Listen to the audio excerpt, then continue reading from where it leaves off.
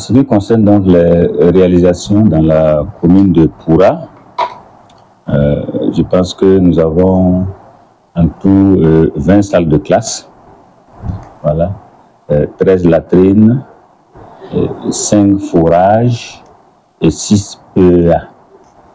Il y a aussi la réalisation d'une piste, une piste IMO de 11,6 km, je crois.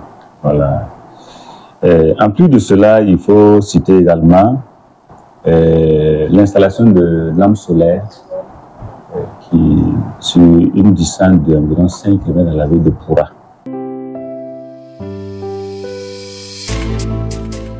Celle à venir, il était prévu que la commune ait 3 complexes scolaires, encore ajoutés à ce qui est déjà fait. Et donc, ça, nous attendons ça incessamment. Et il était également prévu la réalisation de la piste Basse-Néré pour un village Dar Salam.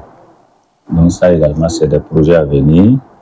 Et je crois que il y a également, dans le domaine de l'eau et de l'assainissement, la réalisation d'un poste d'eau autonome multi-village qui va couvrir les villages de Poura Mine, une partie d'un des secteurs de Poura Mine, de Kankele et du village de Poura Village. Au départ, il y a eu une note qui a été adressée à la commune et qui dégageait un peu les domaines d'intervention. Il s'agissait pour la commune de s'inscrire et de faire des propositions de réalisation en tenant compte donc de la feuille de route. Et c'est ce qui a été fait. Et la commune a donc ciblé un certain nombre d'activités qu'elle a adressé aux priorités qui a dû opérer des choix. Et donc c'est comme ça un peu que les choses sont passées dans la commune de Poura.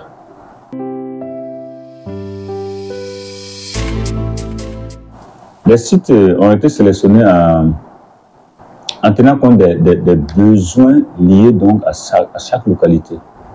Voilà. Une localité peut, par exemple, quand on prend la piste Poura Signorin Mihun-3 là, ben, c'est effectivement une piste qui était totalement dégradée du fait des activités de l'orpaillage.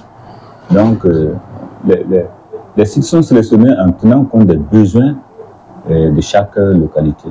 Voilà. Et même les complexes scolaires qui seront construits, ils seront construits donc en tenant compte des besoins d'éducation. Voilà. Avec les déplacés qui sont venus en masse dans la commune de Poura, voilà, nous avons ciblé alors, des zones où il y a une forte concentration de ces PDI là, pour leur permettre d'avoir accès à ces services sociaux de base.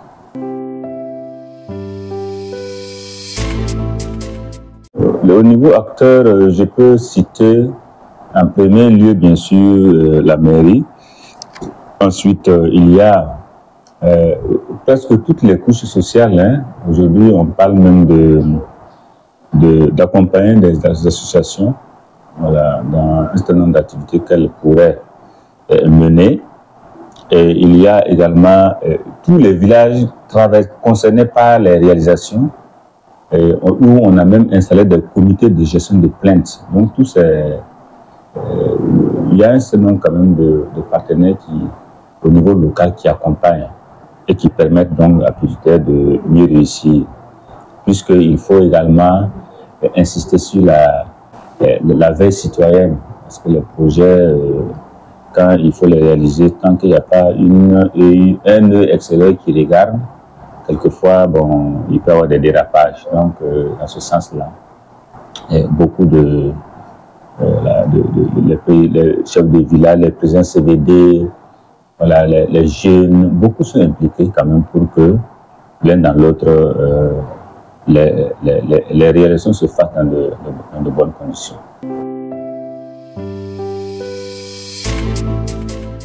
Avec beaucoup d'enthousiasme, oui, avec beaucoup de joie, parce que c'est quand même des besoins qui restent permanents.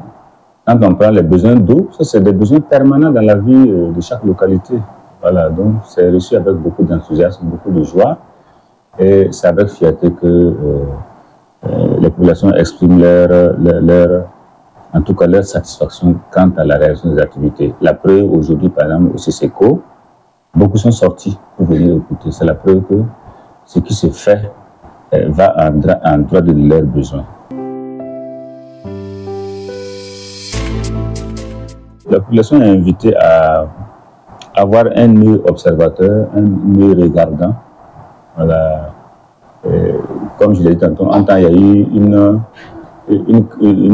mise en place de comités de gestion de plaintes. Voilà, tout ça, c'est pour que les populations soient impliquées pour que tout se passe bien, que les réalisations se fassent dans de bonnes conditions, afin d'éviter les dérapages. Si vous avez remarqué, lors de l'exposé, il a été dit qu'il n'y a pas eu d'entreprise qui a été résiliée dans la commune de Poura. C'est la preuve que la veille situation est active et permet quand même de corriger certains tas et permettre un bon déroulement des activités.